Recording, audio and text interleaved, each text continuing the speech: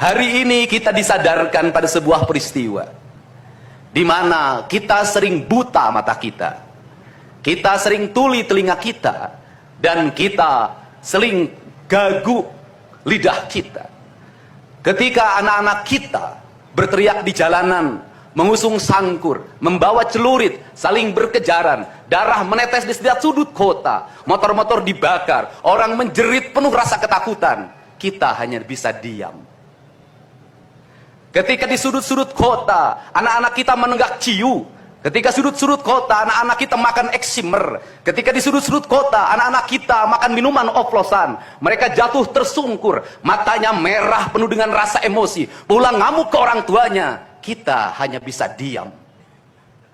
Ketika anak-anak kita menghabiskan waktu main game online sampai jam 4 pagi, tidak masuk sekolah, di rumah ngamuk, mengancam orang tuanya dengan pisau, menusuk kakeknya dengan sangkur, kita hanya bisa diam. Proses kita hanya dua, pidana dan penjarakan dalam penjara anak. Tetapi kita tidak pernah menyadari bahwa seluruh lorong-lorong kegelisahan mereka, seluruh hiruk pikuk jalanan tak membuat mereka nyaman. Sudut-sudut rumah menjadi neraka bagi kehidupan mereka. Lapang-lapang bola tergusur menjadi industri perumahan, pemukiman, dan pertokoan. Mereka kehilangan tempat bermain. Mereka kehilangan air yang jernih di sungai sehingga bisa mereka berenang. Mereka kehilangan gunung-gunung yang indah tempat mereka bercengkrama dengan alam. Mereka kehilangan sawah yang terhampar. Yang mereka lihat adalah kebisingan dan kebisingan. Bising di jalanan karena knalpotnya brong. Bising di rumah karena orang tuanya bertengkar. Maka mereka lari dalam lorong-lorong gelap. Digenggamnya handphone, diambilnya obat-obat terlarang, ditengahnya minuman dalam sebuah kelompok yang sama. Kita orang-orang yang terpinggirkan di rumah, kita orang-orang yang terpinggirkan di sekolah. Guru-guru telunjuknya menunjuk pada wajahnya, tapi tak bisa memberikan solusi kegelisahan jiwanya. Semua orang hanya memberikan pengamatan, analisis, kajian. Itulah metodologi yang dikembangkan bangsa ini. Tetapi tidak ada yang berani mengambil solusi, mengangkat mereka di sudut jalanan, dimasukkan ke barak, dididik secara militer, diarahkan menjadi anak-anak yang berguna. Kedisiplinan militer adalah harga mati bagi kemajuan bangsa, bukan musuh. Pandangan-pandangan buruk terhadap militer adalah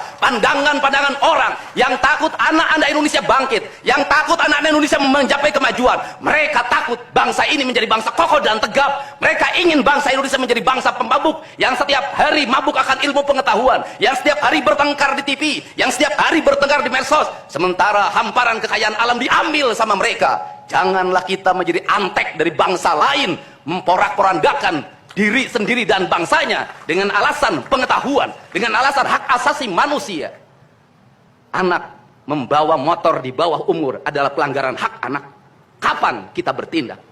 Dan selama ini kita membiarkannya. Anak-anak nonton film tanpa didampingi oleh orang tua, itu adalah pelanggaran anak, dan kita tidak pernah bertindak. Anak-anak di bawah umur merokok, minum minuman keras, itu adalah pelanggaran hak anak. Semuanya kita berdiam.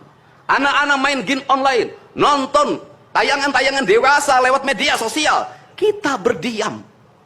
Negeri ini akan hancur manakala semua orang berdiam. Maka orang yang memegang kekuasaan harus menggunakan tangannya untuk merubah seluruh kemunkaran ini menjadi sebuah kebajikan. Kalau kita berkomitmen pada bangsa ini, problem anak-anak kita adalah mengkonsumsi tayangan yang bukan haknya di media sosial. Maka saya meminta peraturan pemerintah yang mengatur tentang itu segera dilaksanakan. Anak-anak di bawah umur tidak boleh mengakses media sosial yang bukan haknya.